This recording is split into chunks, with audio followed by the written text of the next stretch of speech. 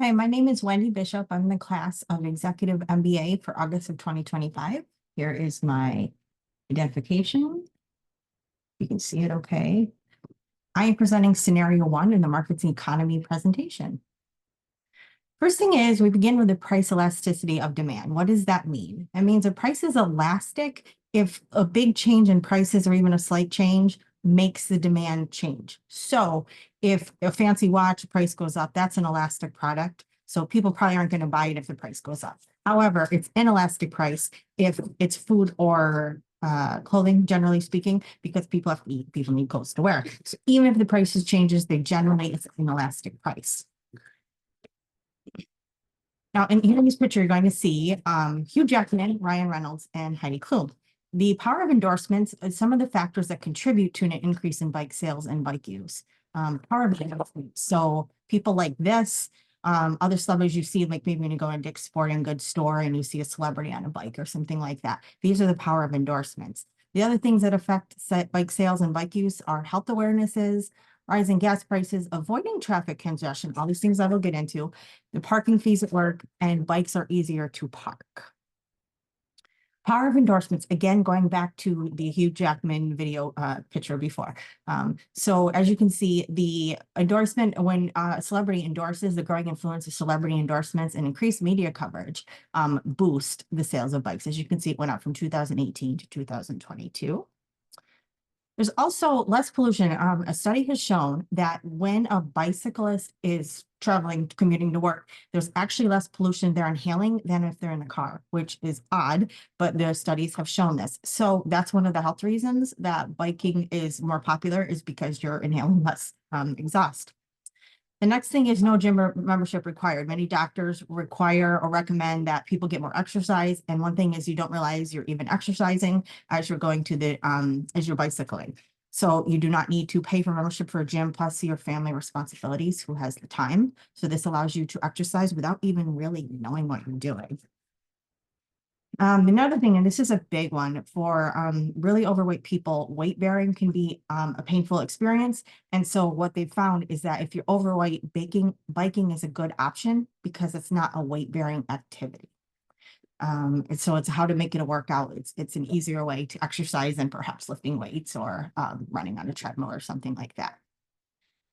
Rising gas prices. As you can see, they have pretty much gone up according to the AAA. The cost of oil and gasoline has always been a never-ending problem for several years now, many decades actually. And this cost encourages commuters to take bikes instead of driving.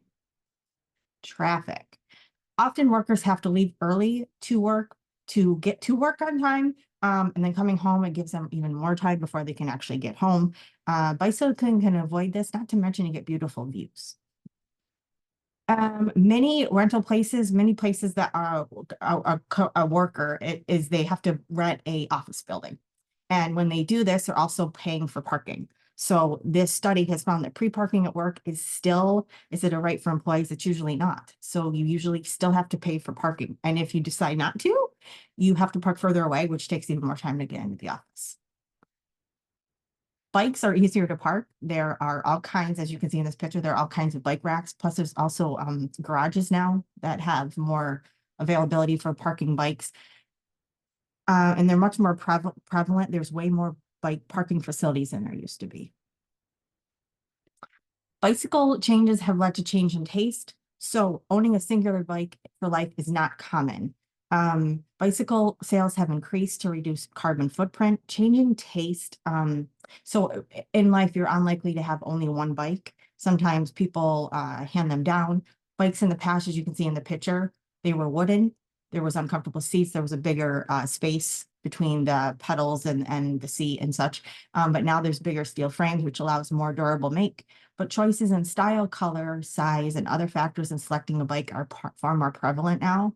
So some families give bikes to younger siblings, sell bikes when they move. Perhaps they move to a hybrid work, especially since COVID. So people were allowed to, during COVID, to work from home. And now perhaps some companies have decided to keep remote work, but do hybrids, or some days in the office and some days not. So though Brompton Bicycles is known for longevity in its bicycles, preferences and styles do change. COVID has greatly increased this use of bikes.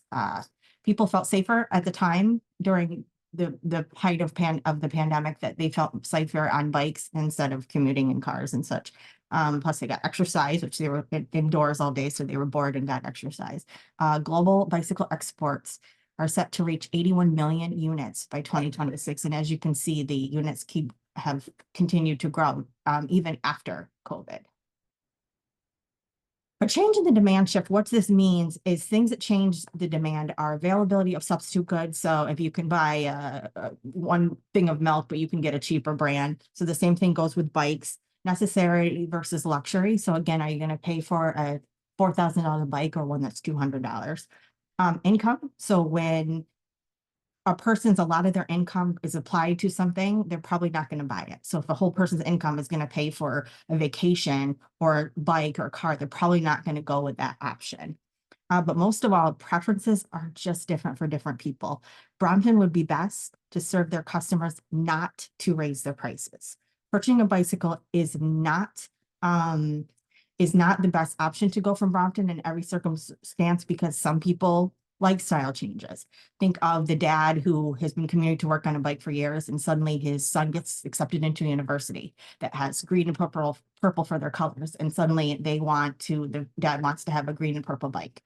And this will allow him to. People have the option to purchase a cheaper bike, knowing they can replace it when needed based on their changing taste or the need for an updated model.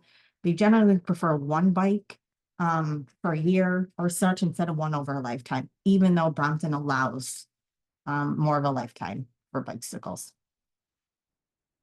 And lastly, the case study shows that the UK bicycle sector is virtually perfectly competitive with all manufacturers or price takers. What this means is that there are many buyers and sellers, so there's no single buyer or seller that can influence the market price. There's homogeneous products. Products are sold by all firms, are identical or pretty similar. They are free to come in and out of the market or exit.